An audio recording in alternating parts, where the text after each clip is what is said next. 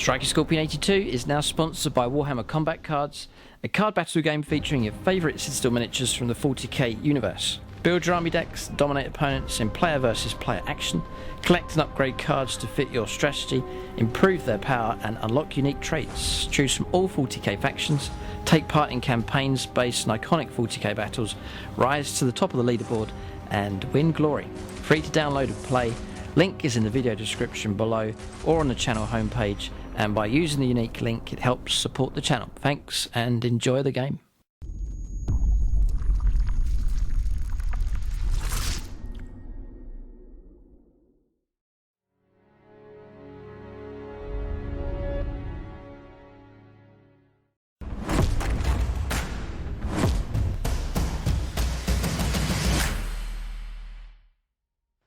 Right, welcome to this battlefield terrain tutorial. So in this episode here, we're going to show you a competitive board here, or more competitive board for games of Warhammer 40,000. So usual format of this video, we'll build it up step by step. The whole point of this series is to show you how straightforward it is to get tables set up like you see here in this video. So step by step, follow along, and then there's no reason why you can't get tables like this for your own games of Warhammer 40,000. So, step number one, and I'll put the links in the video description below.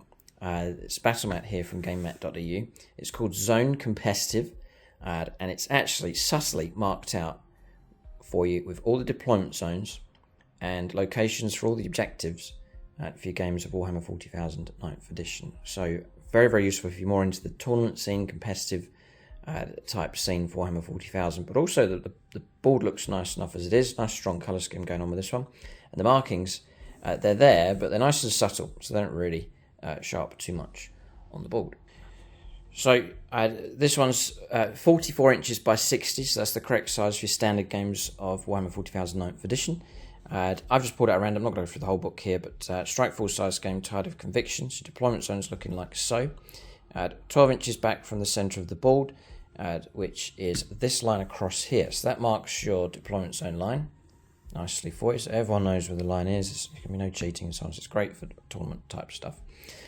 And then for the placement of objective markers in this particular one here, we know that's 12 inches back, and then if you measure 3 inches back here, it's actually this small explosion marker just there, so know exactly where to place the objective marker like so. For the home objective, and then I'll show you one more. So this one here, 18 inches across, and then 6 inches away from the central line, or 6 inches away from your deployment zone. So 18 inches is across to here, and then 6 inches in is marked for you by this, subtly done, just an explosion mark there. Marks that one, so we know exactly where to place that. Just for easy placement of objectives. If they get moved around during the game and so on, they're easy to place back, and it just keeps things fair and even as well with these competitive mats. So it gives you an idea of how the markings are done for you on this battle mat. You can also see the diagonal deployment zones as well, again just subtly marked in for you on the board. So that gives you a foundation. With this zone competitive mat, you've got this nice rusty colour going on. You've got some roads marked as well, so it's going to match in really nice with my Adeptus Mechanicus terrain. So in the centre there, I sort of built a stack of AdMech terrain. There's some nice cover, multi-leveled cover to fight across. So there's that there in the middle. And then I've also combined it with one of the pre-painted terrain sets available from gamemat.eu. So it's the industrial terrain set. So it's one of the larger sets that they do. You get this building across here. I've since added like a level to it here, but that's the structure of that. You also get 4 of those. I've painted 2 up with the Avalon Sunset colour. And then there's another 2 over on the right hand side in the top corner. You can get large containers. I get 4 of those. Again, I've painted 2 of the yellow and 2 of the red. You get a set of boxes across here.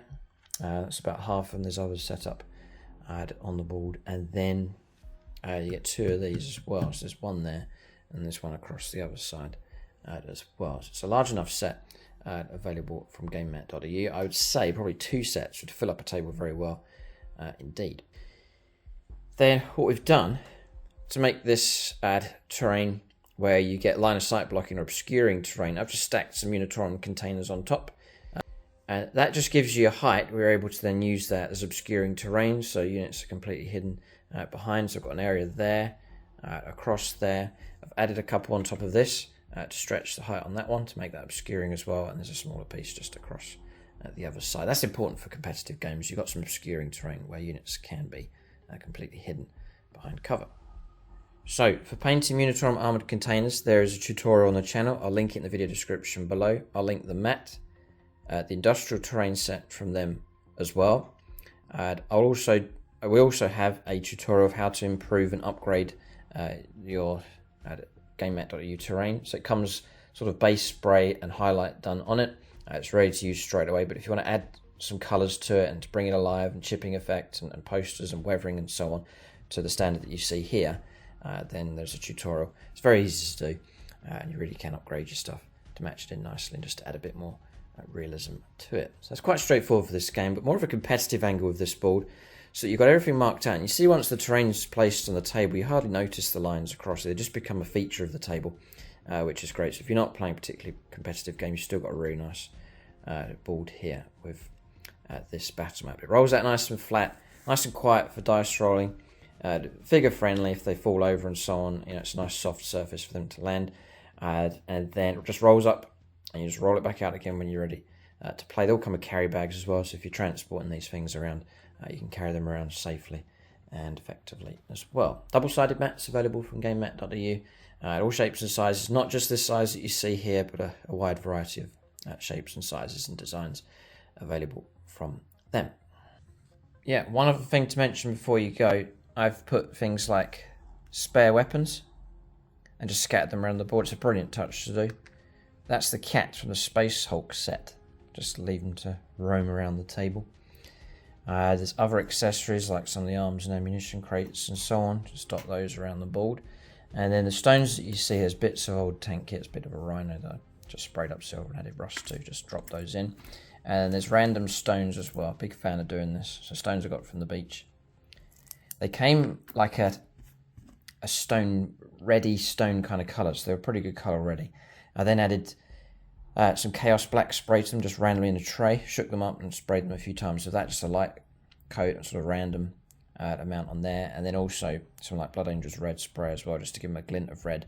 I've used it for other terrain projects, but it seems to match on this board really nice as well. So you can get some stones, add in the appropriate colours and sprays. You could use washes on the stones, let them dry out, and just shade them up, and you can just use them as random scatter on the board just to help blend your terrain into the table. So there's an extra touch to add in to your board as well. So that's the video. What we'll do now is fade out to some music here, or show you around the board here, just to give you an idea of how this board looks. Thanks for watching. Keep a lookout for more videos in this series. Thanks for watching, and tune in next time.